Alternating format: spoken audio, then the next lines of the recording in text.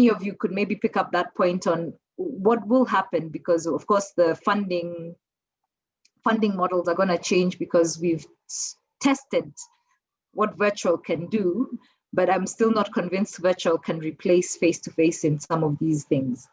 I was talking, sorry. When I was talking about the sandwich program, and maybe I got cut when I was at the point of saying that there are gains that are usually not measured. When you go, maybe not necessarily sandwich program, but be exposed to a different milieu than the one that you have at home, and that no virtual can fill that gap. No virtuality can fill that gap. And these collateral gains that cannot be measured is to be exposed to a different society, to be exposed to different values, to be exposed to different political systems. You know, all these issues are a gain for any student. And then when you go back to your home country, you can make innovations based on what these experiences that you have abroad. So I think that the mobility to be out of your own niche and to be exposed to others and to other systems, and if you are in another university, maybe you are going to, in Sweden, maybe you are going to meet also students that are doing with astronomy. You know, these things you cannot provide in a virtual space. So I think that no matter what the costs are, I think we need to keep a little bit of this mobility and exposure as a very important component of whatever it becomes of See, Andrea wants to jump in, and both Alphonsus, and I know because I think I've seen Delta's talking about a new mobility grant, but Alphonsus, do you want to go first, and then Andrea, you can jump in? Yes, I support Maria absolutely.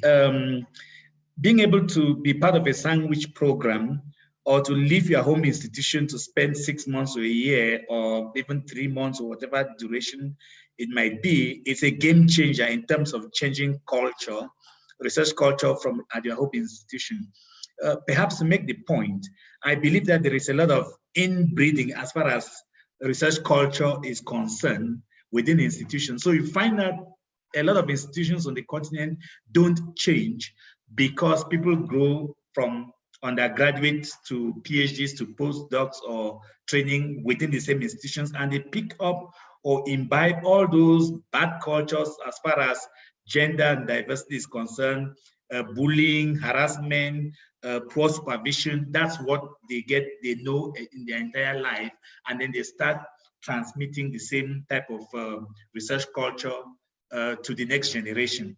And therefore, having programs that we design where we deliberately include opportunities for postdocs or even PhDs to go spend time at a lab in the US or any other, or in Europe or any other culture, I think they get to learn a different way of doing things. They get to learn that you don't have to have the relationship between you as a supervisee and your supervisor doesn't have to be the one between maybe a slave master and a slave, because in some parts of the continent and some universities, that's basically what happens.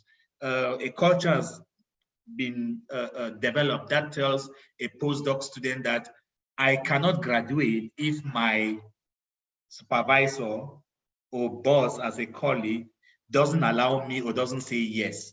So it's not about their capability, what they're doing, but they have convinced themselves that until the supervisor says you can submit or go through, then you cannot go. So they do everything to make sure that they agree or satisfy what the supervisor wants, and it gives very little room for doing anything to the contrary. So I think postdoctoral programs that are designed to include aspects of travel to other institutions, I think they are the model that we support here at the Academy. We have programs where we sponsor, in addition to in collaboration with our partners, we take fellows from African institutions and send them to the NIH to spend about 2 years. And then they come back to their home institutions with salary support. So there are different models, but invariably, spending time away from your home institution is very, very critical. Thank you. Sandra, do you want to jump in on that point? Sure. Yeah. And again, I think you know, different programs have sort of different aims, and also different researchers have different aims for what they think they need or what they want. And I mean, we also know from research that, you know, there's not as much collaboration within the African research community as there is between Africans and outside of Africa. And so that's also another goal, perhaps, of mobility, is mobility within the continent. So CARTA does this through the JAZs. We fund an African humanities program that is largely postdoctoral, a postdoctoral fellowship program where a fellow can apply for a residency, but it's a residency in an African country that is different from theirs. And so there's travel involved. It's several months, and they get the same. They meet others, you know, in the research communities in other African countries, and we have seen there as well that you develop the links and do co-joint research. Other of the programs that we fund in the postdoctoral space, a component may be a short stay of a couple of months outside of the continent. That's another way, or giving the flexibility to the postdoctoral researcher of having a budget that would allow, if they need to go to a training outside of the continent, outside of their country, there's money available in a particular, one of the particular models to do that. Conference attendance budgets, you know, it's really hard for most African young researchers to be able to go to international conferences. We found that where the postdoctoral awards include international conference travel, they can present, they can get to know researchers in their field and, you know, from across the world, develop contacts, develop research collaborations. There's many ways. I agree 100% that inbreeding, you don't want that. You don't want, you know, people to be only exposed to their own, but different researchers in different fields at different points in their career need other things. And it's possible to build that in without it costing a fortune. I mean, you know, we don't want to have everything ruled by what money is available, but we also have to be cognizant of the fact that the more you invest in one person, the fewer people get invested in. And so it's always a balance. And it's, you know, so it's really looking at what is the end result that we're looking for, as opposed to this is the model that, the only model that is applicable. That's, you know, many good points raised. And I was just thinking, you know, who would I send this to? Because you all have funded different models of PhDs and postdocs in the different programs you run. But I was wondering whether we ought to then think, okay, how we do it in CARTA is one way. And there are things we could probably learn from others, and there are things others could learn from us. So I want maybe, you know, each of you to maybe think of and mention one other program that you think CARTA could borrow from or to enhance what we do.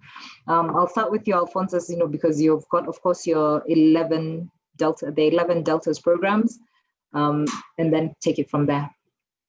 Yes, thank you very much, Evelyn. I think the Deltas Africa program, for those who are not aware of the acronym, is Developing Excellence in Leadership, Training and Science in Africa. So there are 11 programs. Majority of them are based on some consortium model, and I think that model where you have a number of institutions that recruit postdocs or postgrad students competitively from different countries, and then assigned joint supervisors and mentorship, and even do cross-cutting research capacity strengthening modules or courses. I think that has worked pretty very well. I compare and contrast this to starting with CARTA. Of course, CARTA is part of the Deltas program. So in addition to what CARTA offers, I think CARTA has been, your fellows have been able to also benefit from the Deltas consortium model, because we participate in all the programs. But let me contrast that with a typical PhD program within an African institution. You have a situation where you apply to do PhD or postdoctoral studies, you get offered a position, you join, and it's basically you and your supervisor and maybe people within your faculty and a few research seminars and stuff for 2 or 3 years, and the program comes to an end, and you would not have learned a lot in terms of all these other suite of programs, capacity strengthening programs like grant writing, program risk management, community and public engagement. You just name all the various programs that make you whole, that actually gives you capacity to think far broadly and deeper than if you were just limited to a small research team within one institution without the exposure and the benefit of interacting with other students on a regular basis that come from different institutions but having the same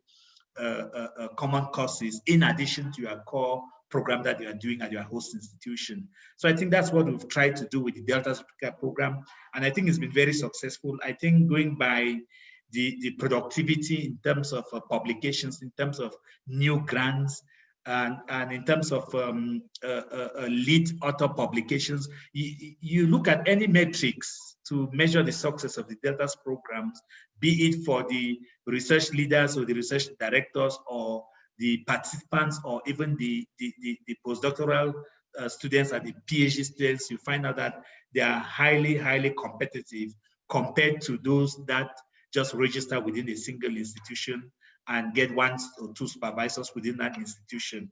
So I think it's one model that we actively encourage, and we probably will be doing it for a long time to come. Okay. Andrea, do you want to speak to anything we could borrow from the others that you funded?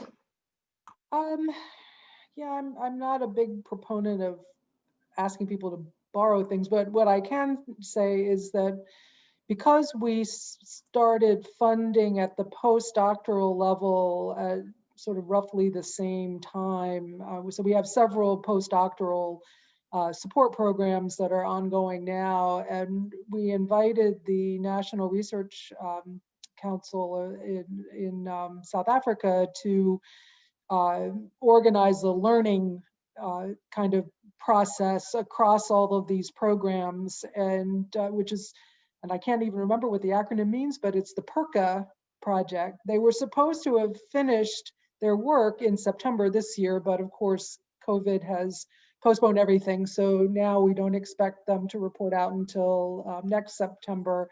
But what they are doing is they're engaging the directors of these different programs and bringing some of the postdoctoral support recipients from the different programs together in various ways, various times, to really analyze, what are the core elements of each of these programs, and and then what do the recipients of the support, what do they think, where are they in their careers, what do they feel that they're getting, what they're not getting. It's not an evaluation, it's simply it's a documentation analysis exercise. So because we asked all of our partners to design something themselves, there's a lot of different models, and they all have their strengths and they all have things that they're not quite doing. But you can almost never get everything in one, in one go. And I think the important thing to think about, in the higher education sector, the research components of the higher education sector, is that there are different needs in different places, in different researchers. I mean, we know that female researchers, for example, they're not as enthusiastic sometimes about having to relocate because of all the responsibilities that they have. We find that in social science and humanities, because the student load is so great, they are less likely to be able to get ring-fenced research time. And so they have to think differently about how. Now it turns out that not having to raise money for your research because you have this research grant frees up some time, because fundraising, as everybody knows, is a time-consuming task. And so, you know, they're then able at least not to have to do that. One thing that one of the models, actually, it's interesting. It's looking at, you know, what are the things we need our next generation academics to be able to do. So they incorporate support for a master's student into their postdoctoral package, so that the you know, the new PhD is learning how to supervise. They also are assigned a mentor. So, and this is all happening within the same university. So it's not, but they get a lot of experience in supervising, so that then when they do achieve the level, you know, the rank basically to begin supervising doctoral students, they can. And this is because this particular university wants to become more doctoral training intensive, but they don't have enough supervisors, so you have to build it from somewhere. So there's, you know, there will be some of this analysis available at some point where, you know, again, organizations that either want to support the postdoctoral level, or institutions that are looking at ways to increase their research capacity, can look to for just, okay, this seems to have worked under these circumstances, or, you know, this. So so that will come along sometime next year. Alphonsus, I see a question for you in the chat about AAS's focus on South and East Africa, and I think you may want to address it, because I guess it's perception, which is a wrong perception. The question says, no single West African institution has been included. So maybe you want to address that point, and then I'll come back to the point on gender, because earlier there was a question around CARTA and, broadly speaking, focus on gender, funding specific for gender, and I think we all can talk about that. Mm-hmm. Yes, I think it's, I'm not quite sure whether this type of question is an indication that we haven't done our outreach very well, or what. We fund research across the continent. The Deltas, for instance, has got about 54 institutions from about 23 countries on the continent, including Nigeria. So in case you are not aware, we fund CARTA as part of the Deltas Africa program. Then we have individual postdoctoral trainees that are from Nigeria. They are part of the FLAIR program that we run. They are part of the APTI program that we run. And then there are also part of the Grand Challenges Africa program. So we have innovators that we fund from across the continent, and especially in West Africa. So apart from Nigeria, we have the WACB program, one of the 11, which is based in Ghana. We have the Africa-One Aspire, which is based in Cote d'Ivoire. Then we have MACAD, which is based in Senegal. And then we have Delgem, that is based in Mali. So I think it's a huge misconception that we focus on East Africa. On the contrary, we have 2 programs in Kenya, and I think 2 programs in Uganda, as far as the Deltas Africa program is concerned. Yes, so we are Pan-African, and we are truly Pan-African. And it is for this reason that we started questioning our data that culminated into the philosophy about, that I mentioned earlier, about balancing excellence with equity. And the whole philosophy is meant to address the whole issues around inclusion of certain institutions on the continent and certain countries on the continent, that if left on competitiveness alone, they'll probably not get grants from us. So at least it's one of the things that we've done to make sure that we have more institutions from countries like Niger, maybe Central African Republic, and just name those countries that you hardly hear when it comes to funding or receiving large grants on the continent. So we want to reach out to all these various countries through the interventions that we implement on the continent. Thank you. Okay, great. I see another 2 questions that I may want you to address, but one of them, Andrea, maybe you can think about it, because there's someone asking about physicians seeking doctoral training.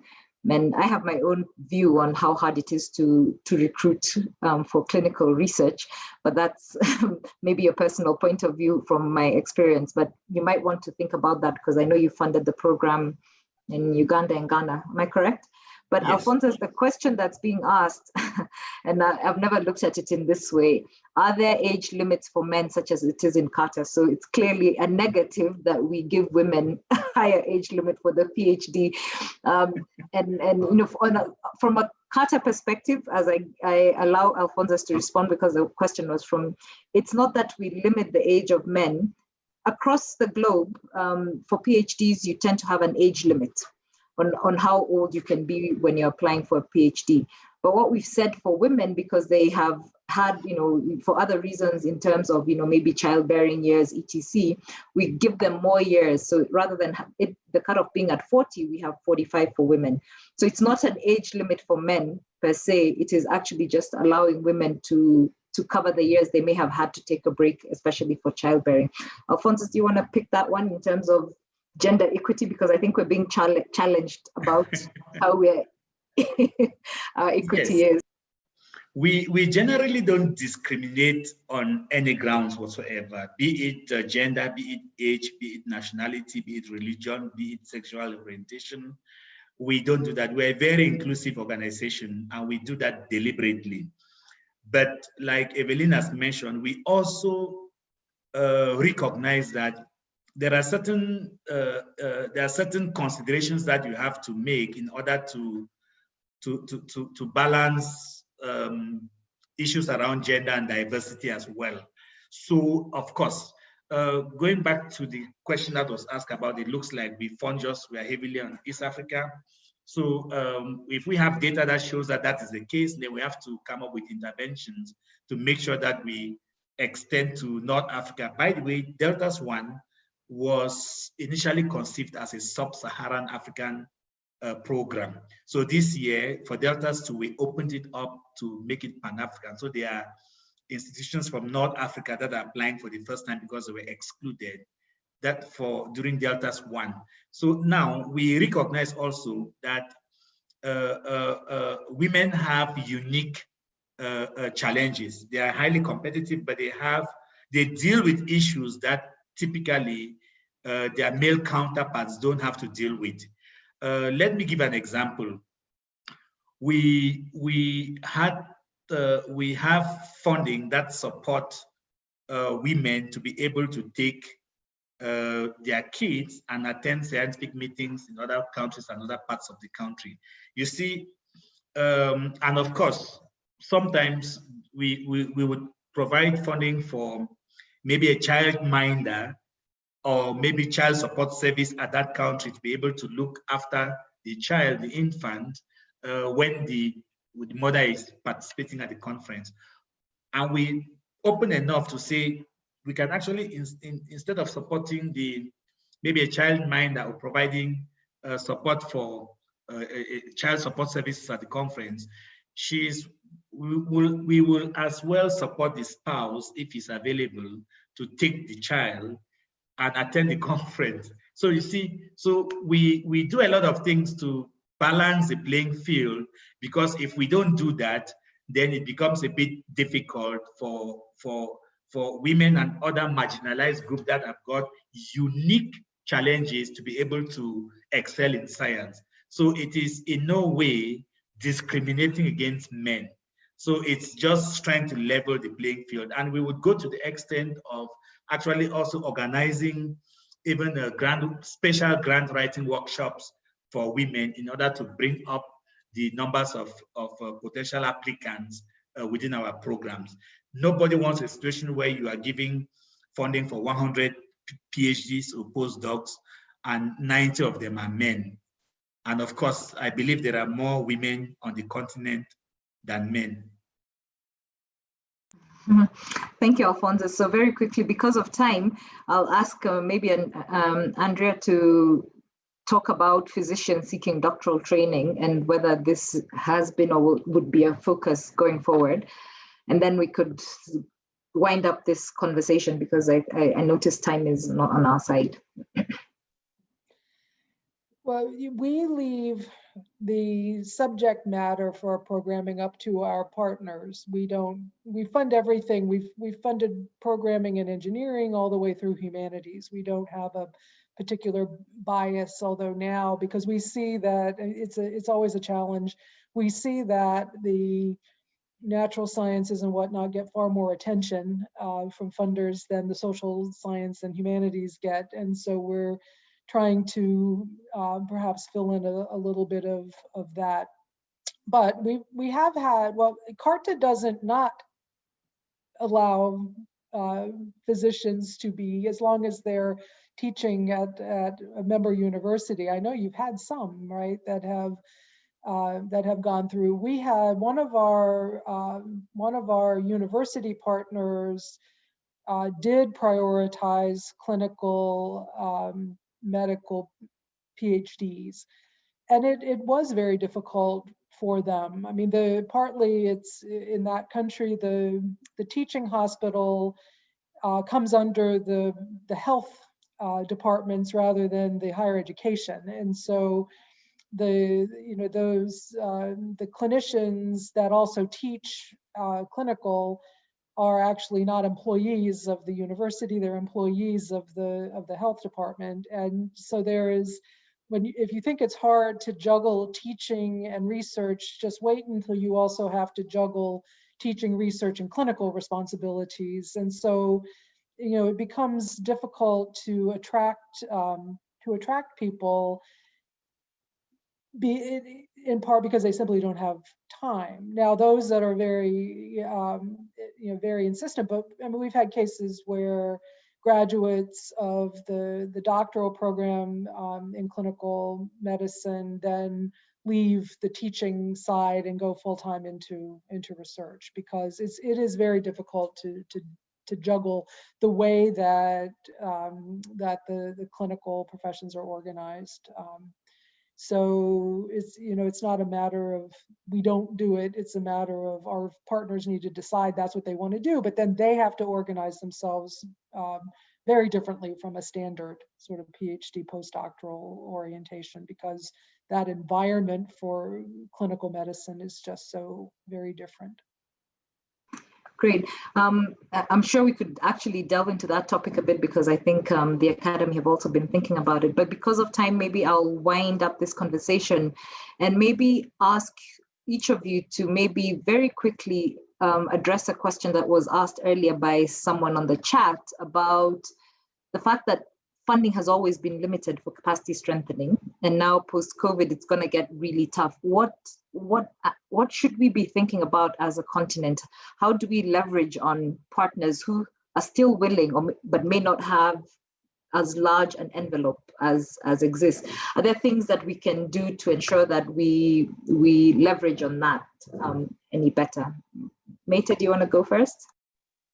Thank you, Evelyn. I just want to, in relation to, I wanted to mention something very quickly about the EDCTP, support to EDCTP, that is support to clinical trials, and there is a lot of capacity strengthening within that.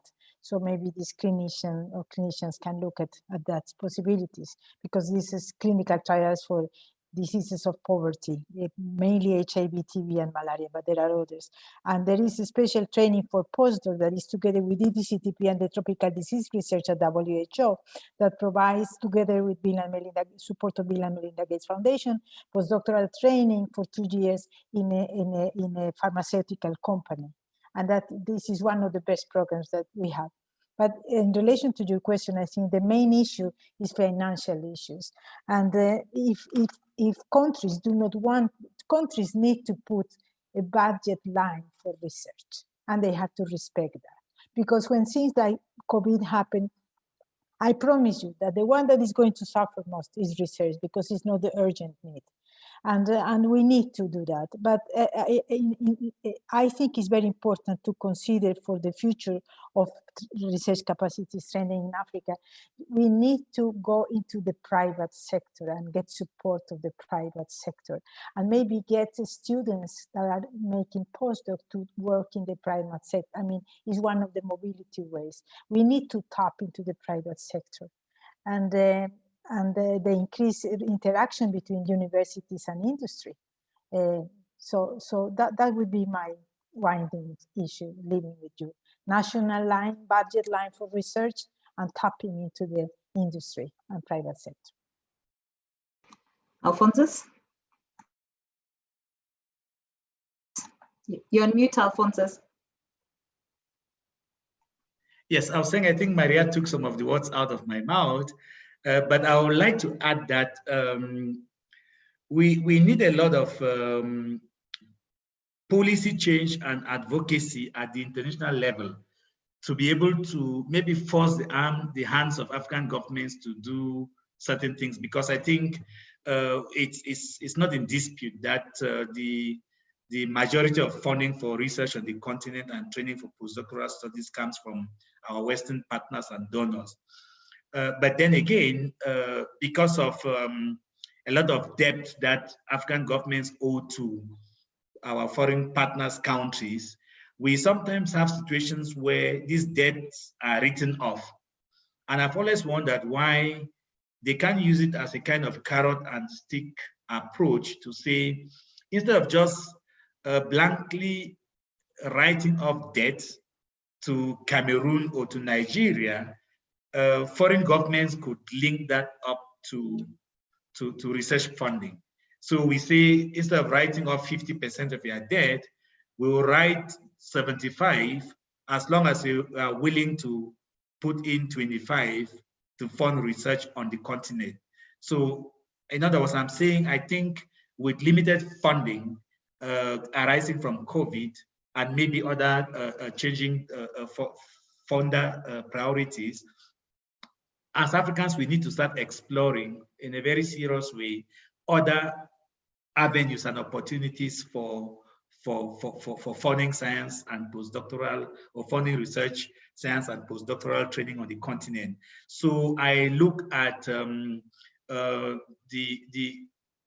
millions of millionaires and billionaires on the continent that don't think that putting money into medical research could benefit them when they fall sick. So we need to maybe do a bit more advocacy and engagement with the millionaires on the continent and the private sector to see if we can start having some changes.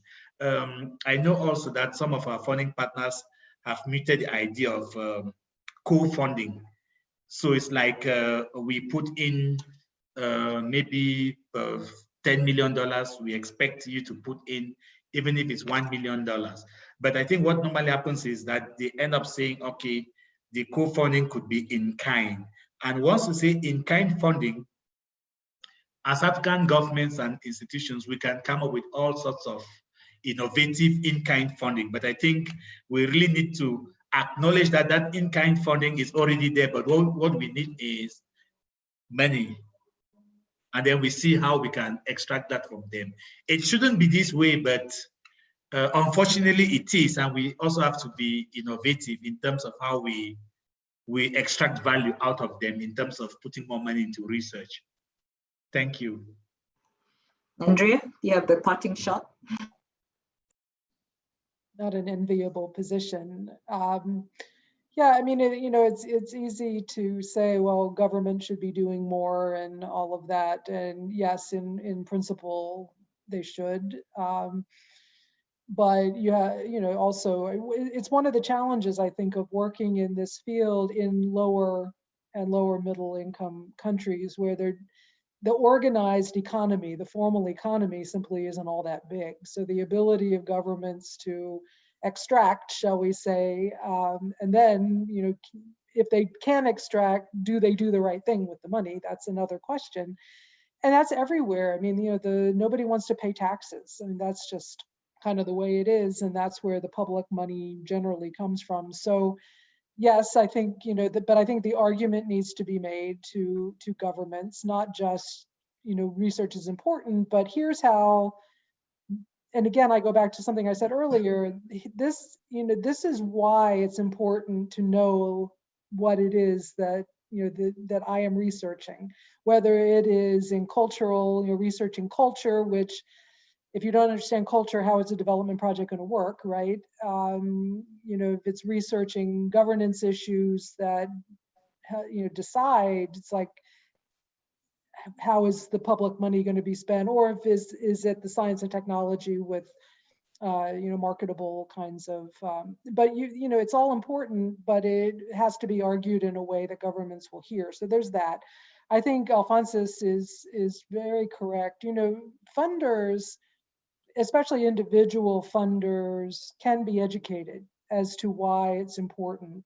We've seen that African philanthropists are more likely, when they do fund in the higher education sector, they're more likely to fund Oxford or Harvard or Johns Hopkins than they are to fund Ibadan, or occasionally you'll see, but there's an education process that needs to happen. And I think the APHRC as a leading research institution in the continent, the Academy as a leading science everything knowledge development organization, there is a getting together some of these bigger networks and bigger institutions that transcend countries, I think is and looking at an advocacy kind of a thing to liaise. I mean, the African Philanthropy Forum exists.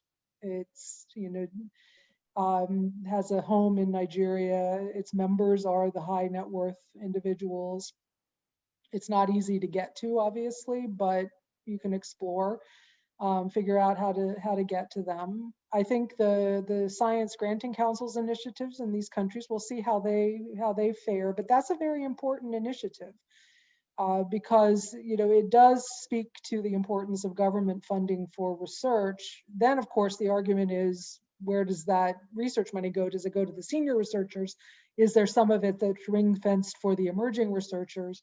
These are all policy questions, but it's a very important initiative to get behind and to advocate for. So I think finding those points where you can advocate from within and make your case, but base your researchers, make the case based on evidence, not based on because it's the right thing to do. So that would be my advice. I think the outsiders like us, we can play a role, and we probably would be. I mean, in our international peace and security program, we have funded some research in UK universities, for example, or in French universities, not because they need the development assistance, but because the researchers are there that are researching topics that that program cares about. Most of it goes to US researchers, but there again. So even if Africa were in a very advanced research situation, Western funders may still fund research on the continent. They wouldn't be treating it as a development issue. They would be treating it as the knowledge building, this is where the best researchers are. But to depend on us for the bulk of everything is not a very safe path. Yeah, that's true. I must say, go ahead, Alphonsus. I had one idea that I tried to sell it at a meeting in London, but I think it was viewed as being too controversial. So perhaps I should take this opportunity to rehash it again.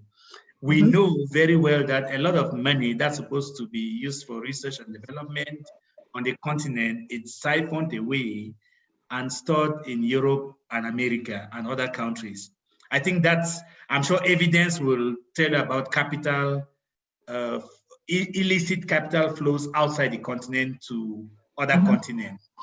And there are laws in these countries that are hosting these monies that they can use to investigate the source of that money and probably confiscate it legally. Which means if that were to be implemented, then we could use the money that's confiscated abroad from African origin, and then we use it to fund research. Thank you. Yeah, great. I'm sure we're all on one in that space. I think this is actually a good note to end on. Andrea mentioned some hope in terms of what's happening with the science granting councils in some countries here.